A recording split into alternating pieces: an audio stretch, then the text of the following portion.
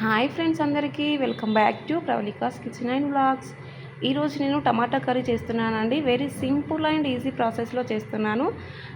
First tomatoes and onion, పచ్చిమిర్చి తీసుకోండి. వాటిని కట్ చేసుకొని పక్కన పెట్టుకోండి. ఆ తర్వాత ఒక కడాయి తీసుకోవాలి. కడాయిలో తగినంత ఆయిల్ వేసుకోవాలండి. ఆయిల్ వేసుకున్న తర్వాత ఒక 2 లవంగాలు అండ్ జీరా వేసుకోవాలండి. ఆ తర్వాత పచ్చిమిర్చి వేసుకోండి. పచ్చిమిర్చి ఫ్రై అయిన తర్వాత ఆనియన్ వేసుకోండి. ఆనియన్, పచ్చిమిర్చి 2 ఫ్రై అయిన తర్వాత దాంట్లోకి కొంచెం అల్లం వేసుకోవాలండి. అల్లం వెల్లుల్లి పేస్ట్ అండ్ పసుపు వేసుకోవాలండి తగినంత. అవి 2 కలుపుకోవాలండి. కొంచెం కలుపుకున్న తర్వాతకి మనం ఇంతకుముందు కట్ చేసుకొని పక్కన పెట్టుకున్నటువంటి టమాటో ముక్కల్ని తీసుకోవాలండి. టమాటో ముక్కల్ని దాంట్లో వేసుకోవాలి. టమాటో ముక్కల్ని వేసుకున్న తర్వాత కొంచెం చాలా టైం వరకు దాన్ని కొంచెం లో ఫ్లేమ్లో పెట్టుకొని మనం ఉడకనివ్వాలండి. లో ఫ్లేమ్లో ఉండడం వలన గ్రేవీలా వస్తుంది, కొంచెం మెత్తగా అవుతుంది వక్క అనేది. అదే మనం హై ఫ్లేమ్లో పెట్టుకుంటే అది త్వరగా మాడిపోతుందండి. వక్క కూడా అలానే ఉంటుంది, మంచి గ్రేవీ లాగా కాదు. సో అందుకనే లో ఫ్లేమ్లో పెట్టుకొని టమాటో కర్రీ చేసుకోండి ఎవరైనా. లో ఫ్లేమ్లో పెడితేనే కర్రీస్ చాలా టేస్ట్ ఉంటాయండి. హై ఫ్లేమ్లో పెడితే ఏదో స్పీడ్ అయితే కానీ అంత మాత్రాన కొంచెం మాడిపోతాయండి. ఒక 5 మినిట్స్ తర్వాత మూత తీసుకొని చూడాలండి. అప్పుడు చూడండి ఆయిల్ మొత్తం పైకి వచ్చి మంచిగా మెత్తగా అయిపోయిందండి. టమాటా వక్క అనేది ఎంత మంచిగా కనబడుతుందో చూడండి.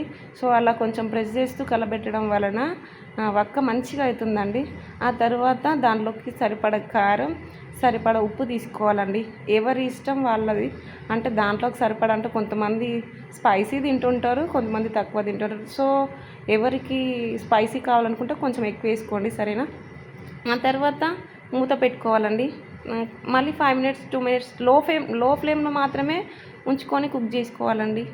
ఆ తర్వాత తీసి చూడండి మళ్ళీ ఆయిల్ అంతా పైకి వచ్చేస్తుంది. మళ్ళీ ఎప్పటికీ మనం దాన్ని కలుపుకుంటూనే ఉండాలండి. ఎప్పుడైనా లో ఫ్లేమ్లో పెట్టుకోండి. ఫస్ట్ కలుపుకున్న తర్వాత మళ్ళీ మూత పెట్టుకొని ఒక 2 మినిట్స్ 3 మినిట్స్ తర్వాతకి మళ్ళీ చూడండి ఆయిల్ అంతా పైకి వచ్చేస్తుంది. పైకి వచ్చేసిన తర్వాత దాంట్లో కొంచెం ధనియా పౌడర్ వేసుకోండి. మనం ఇంట్లో రెడీ చేసుకున్నది మాత్రమే తీసుకోండి. ఉంటేనే తీసుకోండి, లేదంటే స్కిప్ చేసేయండి. ఆ తర్వాత లాస్ట్లో కొత్తిమీర వేసుకోండి. కొత్తిమీర కొంచెం ఎక్కువ ఉండడం వల్ల టమాటా కర్రీ చాలా టేస్ట్ ఉంటుందండి. కొత్తిమీర ఉండాలి. అయిపోయిందండి టమాటా curry ready.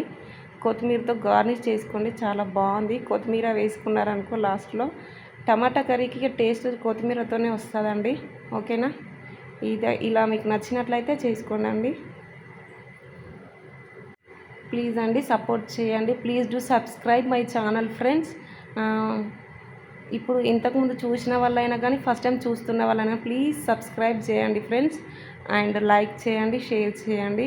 Please do subscribe friends and support మీ friends please. Thank you for watching. Bye.